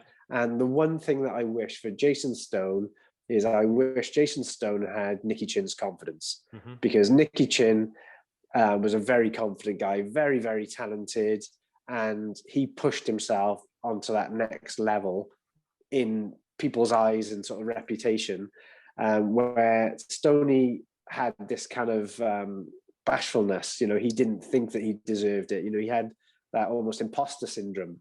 And that's why I know he'll be saying, "Oh, I shouldn't have got in there above Frank Evans and Kip and whatever." But we know that he should. Yeah. But like the GB selections, he was named in the GB team, and he wouldn't go on the trips because he thought he wouldn't play. And what was the point in going if he wasn't going to play? And that's a confidence thing, because when you go into those tournaments, a guy like Jason Stone just makes your team better, especially when you're going up against better nations, and you need people who are very, very sound defensively. Don't take he would have been he'll be an ideal pick for that GB team, and he would have got a lot of minutes for them. But in his mind, there was other players who were going to play more, so he wasn't good enough for it. And it's such a shame, because he had all the tools. You play 1,167 games. That's a lot of coaches who can't be wrong if they're given in that ice time and that career. So really, really pleased to see that not only we have number 10 hanging from the rafters, but now number 10, Jason Stone, will also be in the Cardiff Devils team of all time. So that's our defenseman. That's our goalie. We'll go to the forwards. And I had a Devil shirt with number 26, Mike Weir, on it. My brother had a Devil shirt with number 22, Ivan Matulik, on the back of his because that is the man who's taking up our next spot. Man who just, for me, when I think of Ivan Matulik, I just think passion, and I just think intensity, and I just think winner. What a player Ivan was in Devils colours. John, I would delighted with you as a fan when Ivan Matulik put pen to paper on a Cardiff Devils contract. It was an exciting summer, and it was, it kind of needed to be, because it was the summer that Lawless left, and it was, what happens next? The only thing we'd known was John Lawless being at the Devils, and all of a sudden Paul Heavey had this job to build on that, and fair play to Heaves. He made some good signings, some box office signings, some reassuring signings. So, you bring the likes of Moria back with that continuity, and then you get Mike Ware turning up with his brother Greg, and then Ivan Matulik. And Ivan has just come off a big season in Edinburgh, after previously coming off a big season in Sheffield. This is going to say, and cut this out, Hubs, if this is inappropriate, but I remember at the time, it's kind of the mid-90s, and there's Ivan is from Eastern Europe, and there was civil wars going on in Eastern Europe at the time. It was kind of like you could see Ivan on the battlefield, just being supreme soldier and what have you. The guy looked like Ivan Drago in Rocky IV. He was like a pure athlete, and Franny said about obviously on being scared of Mike Ware because when the red mist goes, but in terms of somebody who just looked strong and tough and who could, if he got into an argument with a car, I think the car would come off first. So to me, that was Ivan Matulik. And then you match that up with the fact he could skate like the wind, and his wrist shot. I'm not sure I've ever seen a wrist shot quite as good as Ivan Matulik's. And then, as you say, caring, passion, wanting to win, all these things come together. I'm surprised he didn't, have a prolonged career in the NHL, because he had the skating ability, he had the physicality, he had the technical ability, but it was our gain. And, I can't wait to have him on, because I think that will be a great episode. Yeah, definitely. It's when you go back to our captain's edition, I think we voted him as the best captain of all time, didn't we? And that was his his leadership quality. I mean, what a dressing room guy. Deadly serious in games, knew when the right moment was to make it lighthearted, and he's got a most amazing sense of humor. Knew also when was the right time that a player needed an arm around them, or to take them out for a beer or for lunch or whatever to see what was up. He cared about his teammates, passionately.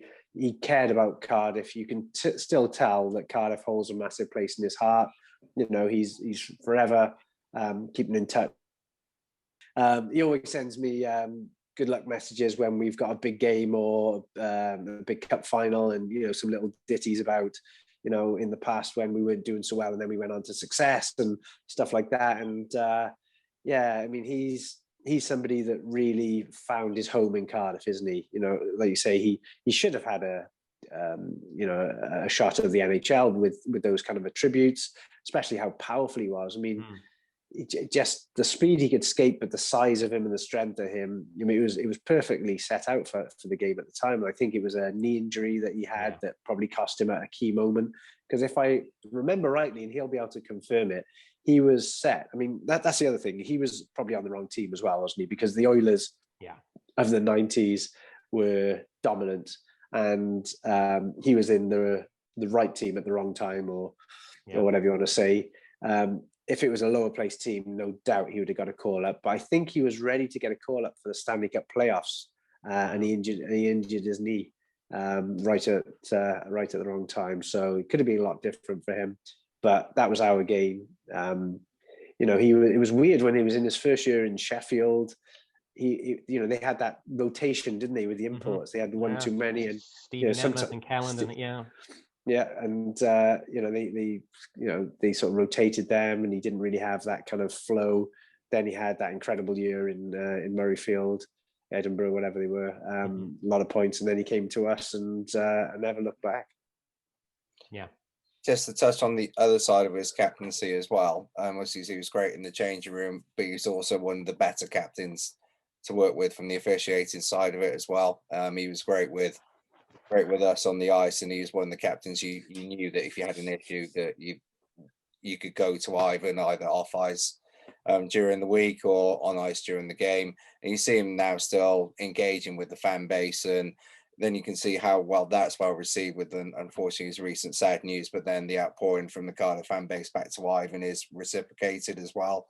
And again, as he says, as Franny says, he's always in contact before big games, and you can just see his love for the city. And yeah, I can't wait for that episode.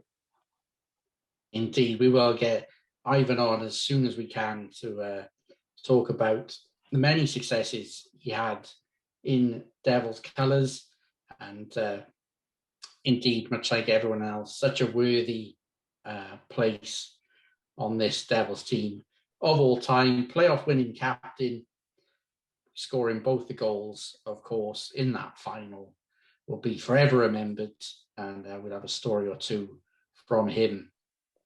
Joining him as a forward is a man who has been a guest on this podcast and had so many good stories about his time as a Devil, and delighted to see him on this roster. Ezio Sacratini is the next person to be added onto the Devils team of all time. John, we got in spades what the Cardiff Devils and what the city of Cardiff means to Vez when we spoke to him quite recently. Yeah, we certainly did. And there's playing ability, and then there's just, you want guys to get in because they do love the club almost as, or probably as much as you love the club. And after we did the last episode, I'm sure a few of us got this message. Vez messaged me and said, I really hope I get in. It would mean so much to me to get in. And I'm not sure if he expected to get in. I'm not sure why, because he was fantastic as a hockey player. Again, people remember certain traits, dominating traits about people, Mike Ware's size and physicality, and they remember Vez being a pest. Vez's hockey skills were second to none. His playmaking ability, his kind of feather shot. I always loved when Vez played the power play quarterback role at the blue line. His ability to get a puck through to the net was unbelievable. Great in face-offs. And as Franny, I think, coined the phrase before, the best walk-on in Cardiff Devils history. He was just everything you want a Cardiff Devil to be. He was nasty. He wanted to win. He scored goals. Skill in abundance, and someone who 10, 15 years later still wants to be in and around the Cardiff hockey community. And another one who, don't just remember Vez the pest, and don't remember Mike Ware the just the tough guy. Remember, actually, these were very, very good hockey players, and Ezio Sacratini was it was a privilege to watch him play for the Devils. Yeah, and as we talked about with Jason Stone, and it goes through all these guys. The common theme is in terms of the competitiveness. But Vez was a massive, massive competitor. You couldn't get off the tennis table if you did manage to get lucky and beat him. He'd need to play you again. He'd have to walk away from that tennis table having won it. He's a near scratch golfer. He's an excellent sportsman, but competitive. I just, if I think of Vez, I think of him on the face-offs, a little chirp before, a little slash with a stick, something just to kind of get the edge, and then bang, he's won it. He's won the big draw. And, he would do whatever it took to get the edge. And, that's where a lot of his chirping, that would get him in the game or would get somebody else off their game. But skill in abundance, an amazing shot. He's often sort of talked about as a passer, but I loved his shot as well. Me and Vez used to call it the automatic, because when he pulled the trigger, it was top shelf automatic every time. He had it. His accuracy was just second to none.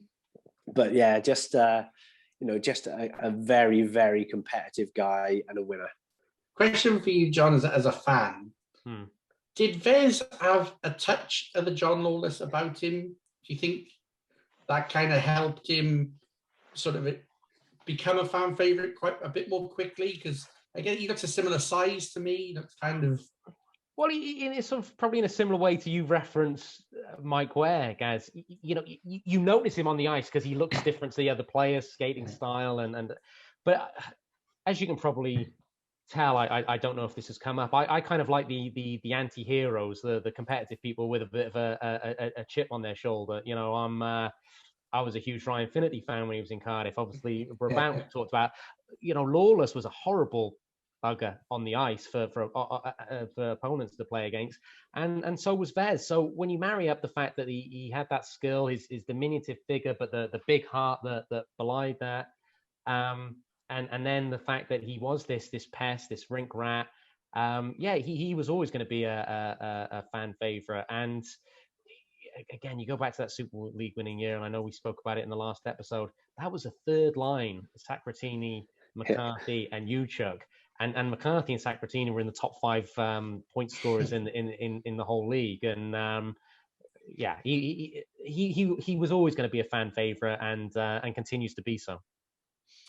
I was surprised to hear him say when he was on the episode that the Challenge Cup in 2006 was what he considers his favourite success as a Cardiff Devils player, considering he was there for the Super League and the playoff wins back in the Super League era. Franny, when Vez came back in that Elite League time in those couple of seasons, was he the same Vez? Was it how important was he to that sort of restart for the Elite League for the club at the time? He was definitely the same Vez, always full of energy. When he was telling stories, they were coming out, and he's a great talker, but that's what he's like in the dressing room too. He was always the guy, he would go around before the game and like smash you on the shin pads. Come on, we're going tonight. Come on, boys. Real sort of fire up guy. And he was like that, straight away, when he came over, self-assured, but, looking to G the guys up. And then when he came back, it was just like, he hadn't been away really. So, he knew a few guys from his time from before. And it just felt like he was coming home. It wasn't, he wasn't a different Vez. There wasn't anything that changed about him from being a success at the Super League. He was the same Vez, and brought the same qualities to that dressing room. The other thing I like about him, very, very prim and proper, very rarely swears. Yeah.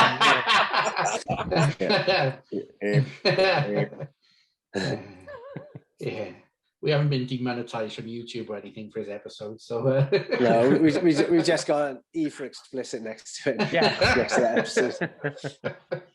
We did have a bleep button, but it broke. But yeah, great to see Vez on this list, and I sure we'll get a message from him when he gets his shirt and whatnot, and it'll be good to touch base with him again and I think talk about his feelings for this. As John alluded to, it's been great to see some of the guys, and Vez was one of the first one when the team was announced.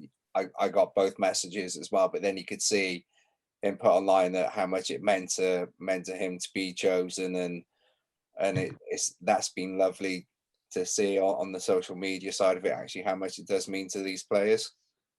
Yeah, absolutely. And we got one more player before we move on to the coach of this era to run the rule over. And we talked about Ivan Matulik and all that he brought to the Devils. Synonymous with Matulik's time was his line mate during many of the Super League years. Steve Thornton rounds out our 5-man on-ice team. And undoubtedly, I think it's fair to say Steve Thornton's signing turned the tide of the Super League title race, John.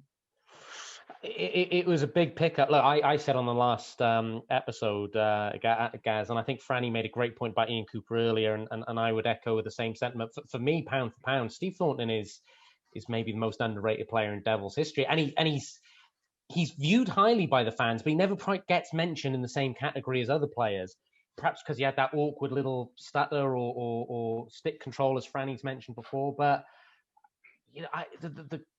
to go and play in Sweden and do well there, and I think he saw the ice so well. I liked him as a center.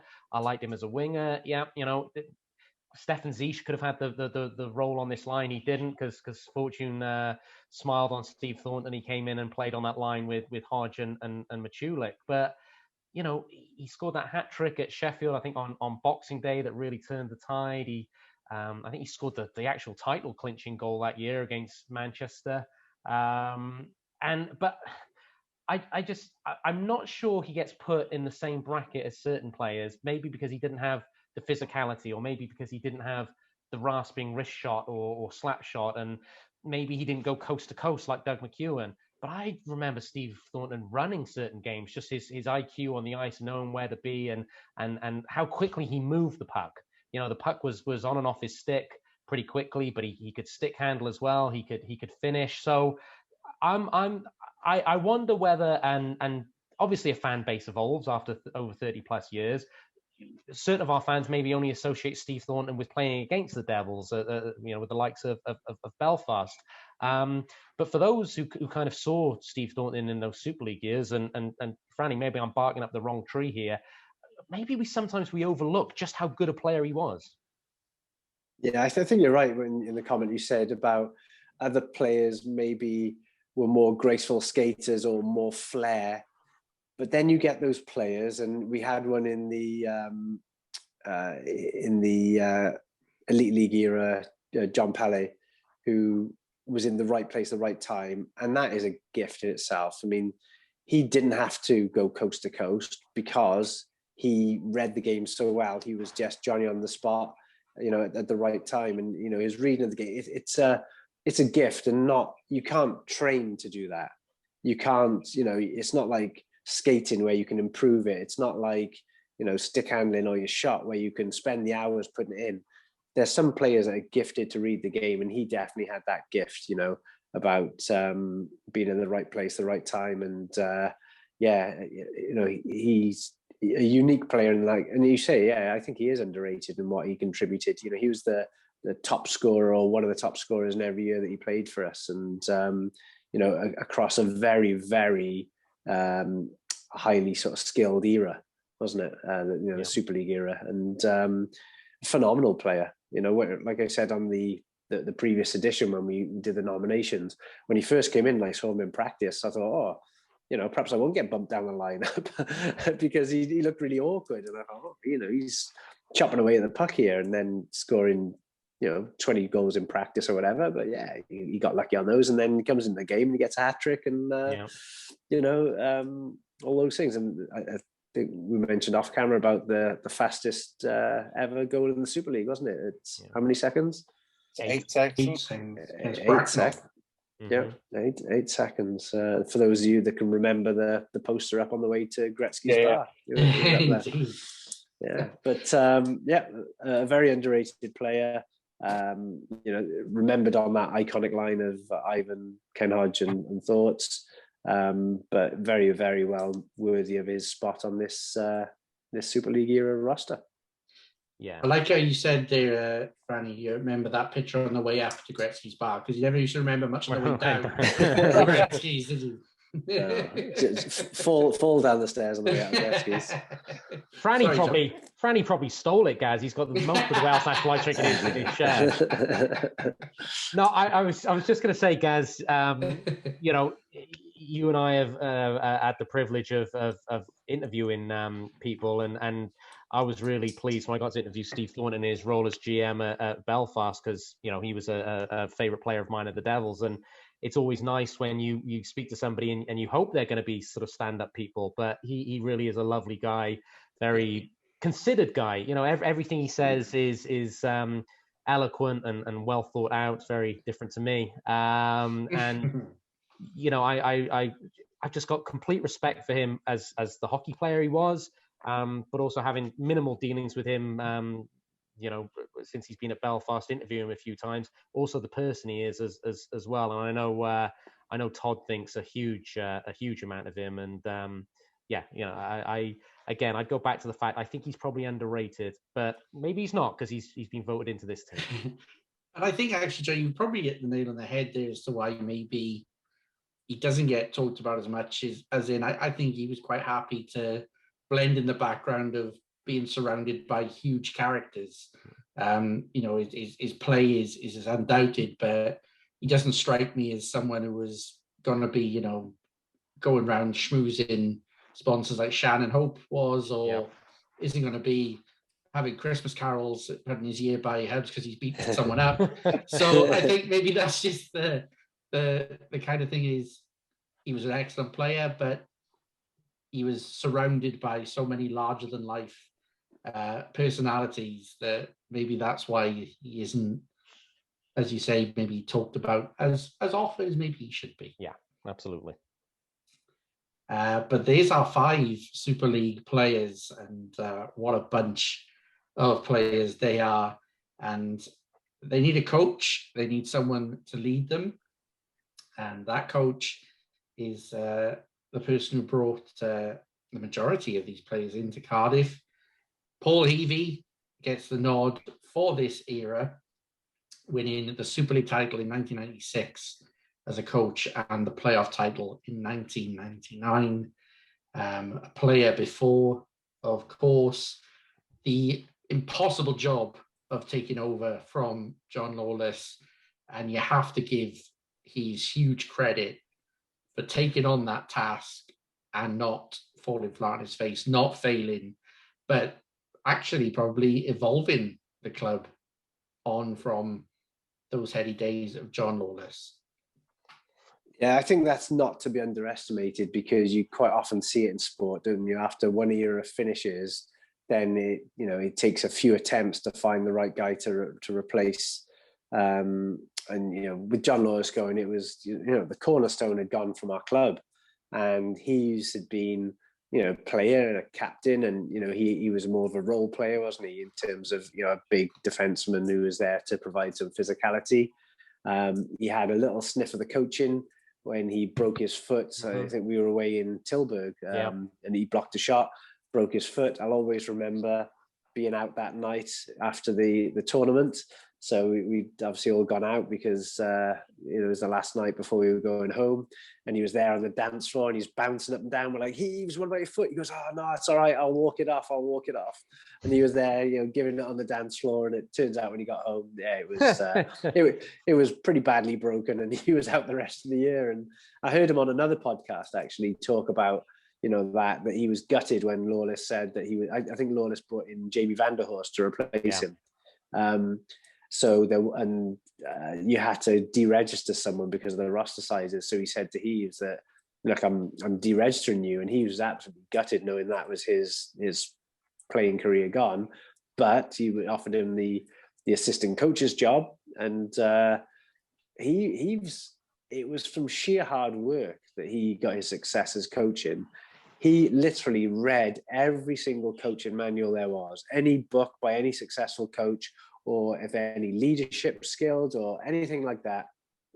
It was the first time that I was ever aware that there was a kind of study element to the game, that you could, that there was, it was almost the modern era. He was the first of the modern coaches, if you like, because now everything is, system driven and all that, where before in the Lawless we played with so much freedom. He didn't really have systems. He just had people playing to their strengths. And then Heaves, really took the coaching thing serious when Lawless gave him the assistant coach's job, and obviously made an impression on the guys up top. And then when Lawless went, they offered him the head coach's role, and he took that on. And for him to recruit that type of team that he did, quite smart really, because what he did is he looked around the league and he saw scary Mike Ware and how teams are petrified of him, and thought, do you know what, I'll have him on my team because then I've got that kind of intimidation factor.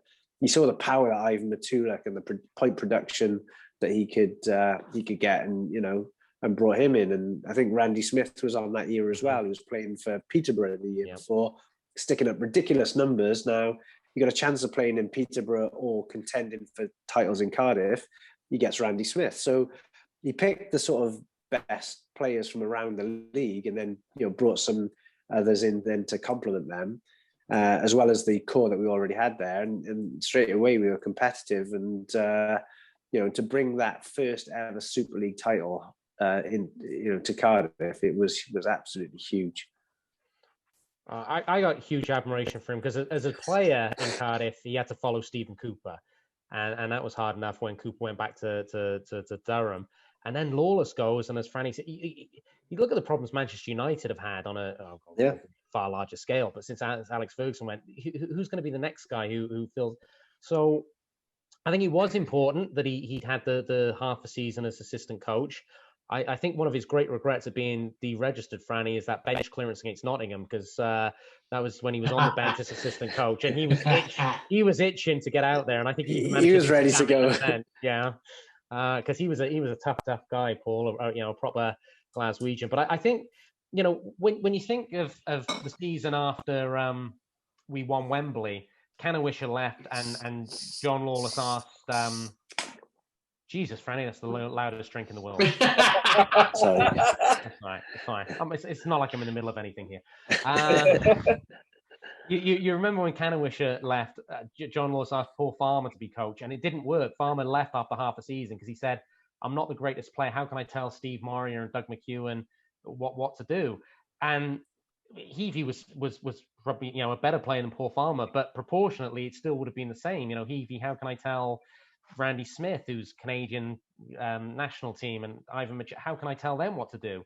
But yet Heaves commanded respect, and I think a lot of that was down to the fact he was a scary guy. And then you marry that up with as Franny said, his work rate to learn, and all credit to him. The one thing I would ask you, Franny, is this true? I think Stoney told me this, that he lost his temper once so much, I think up at Humberside, and he kicked the bin, and he got his foot stuck in the bin and couldn't get it out. It was a home game, actually. Okay. It was a home game, and I was going to mention it, but he said he lost his temper once. He didn't lose his temper once at all. He lost his temper many times. So he did have the fear factor for definite, and he was a scary man. If you mentioned that bench clearance, and he's got the stick up, hasn't he? He's ready. He's ready to slash someone around the head with it. Well, that's what he was like in the dressing room if he lost his temper and we were playing badly. And I remember he came in Cardiff, and he's just giving it to the team, and then he boots this bin, this like plastic bin. His foot goes through the bin, and you imagine all the jagged edges of the plastic.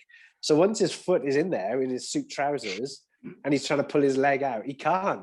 So he's walking around the dressing room with this bin on his leg, and you're desperate to laugh. But if you'd have laughed, I swear he would have knocked you out. He would have. So I remember just fighting as much as I could, desperately trying not to catch the attention of Keats or Mance or whoever it was, because I know I would have blurted out a big laugh. But he's literally hopping around the room with this bin on his foot. And another one I remember, up in Sheffield, we'd had a bad period, and he came in and he lost his rag, and short of punching one of the guys, he punched the hand dryer off the wall, and he cut all his hand open, maybe even split a tendon, and ended up in a cast from doing that. But it was when he lost it was pretty spectacular and very, very scary. Franny is, for me, and maybe I'm speaking out of turn because I wasn't really around for the first 10 years, but for me, Heavey left an indelible print on the club in terms of this club has to have steel. It has to have toughness. While we've talked about the fact that guys like Shannon Hope could look after themselves, first and foremost, they were expected to play. Whereas I feel like Heavey brought in that Mike Way, Mike McWilliam, Ian McIntyre, Frank Evans. He brought in that thought that a Devils team has to have toughness. It has to look after itself. And that for me is Heavey's lasting legacy for the Devils franchise. That's a good point, Gaz. Yeah, definitely. I mean, it started off with him as a player. I mean, that was the reason he was brought in. Is I think the year before there'd been a couple of unsavoury incidents, and it might have been the Telford one where there'd been a few high sticks in the face, and Shannon had the stitches and all that.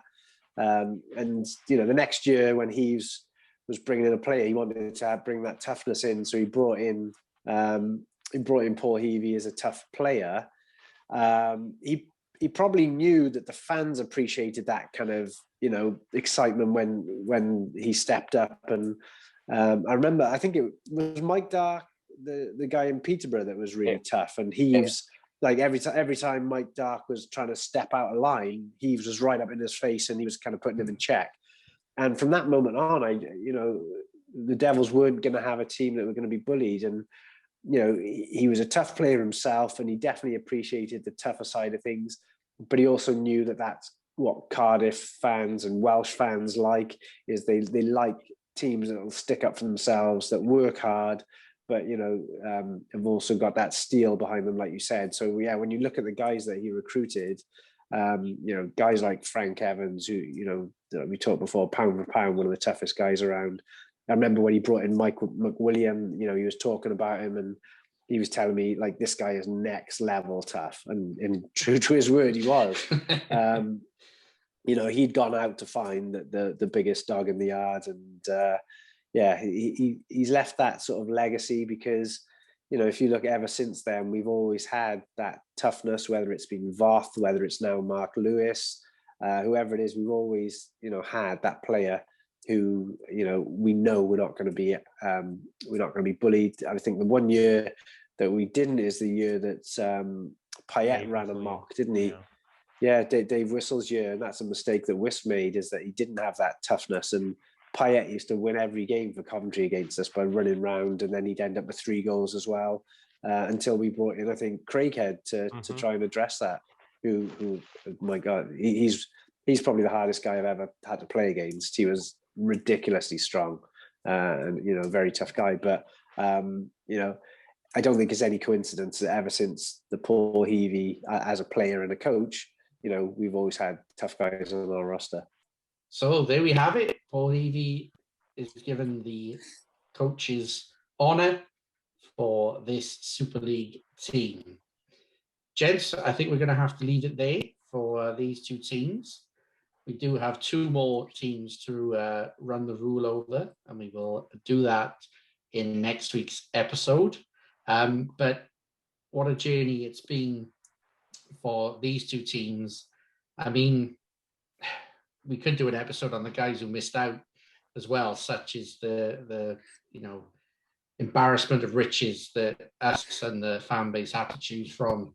But I think we're all in agreement these are the correct and very worthy recipients of this honour. Agreed. Yeah, I think it sums it up that we were probably originally looking to do all 4 teams in this one episode, and we've ended up talking 2 hours on just 2 of the teams, and it just shows how many good memories and how much we've been treated to by these 14 guys that have made special contributions to the club.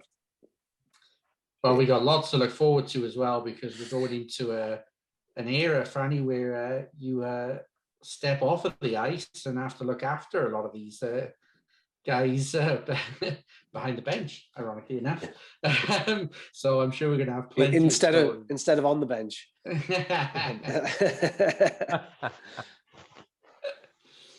So we'll have plenty of stories to talk about for our next 2 eras. Mark Fulton did make the list, yeah? Good. Okay, Has Alex still got his game worn jersey? Is Fulton game worn jersey? Absolutely, he does. We'll have to get that out. That's a collector's item, if ever. Alex won a Mark Fulton jersey more times than Mark Fulton's won a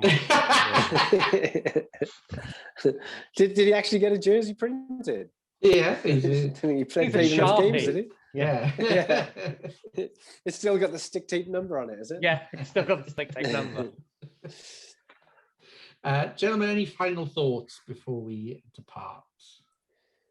Just a thank you to those 14 guys that we've mentioned for their contributions to the club, and for laying the foundations in these first 2 decades, and setting us up for the next 2 decades that we'll talk about in the next two episodes. Very special players, and we thank every single one of them. Yeah. Seconded. And it was 3 years. That's why some players missed out. I think that does bear repeating, because this has been a marathon episode. So 3 years. So sorry, Craig Weller and all of his fan base. It's not going to happen. Okay. Thank you very much for casting your votes. Thank you very much for listening to another episode or watching another episode with us. All of the back catalogue to feature many stories of many of the players we mentioned tonight are available on iTunes and Spotify, and all of our new episodes are available on YouTube as well. So please hit that subscribe button, hit that follow button, and you'll get all of the episodes as they land each and every week. So I've been Gareth Hewish, and been joined by Mr. John Donovan. Pleasure as always, guys. Producer Herbs. Always an honour. And the man of the marquee, Mr. Neil Francis.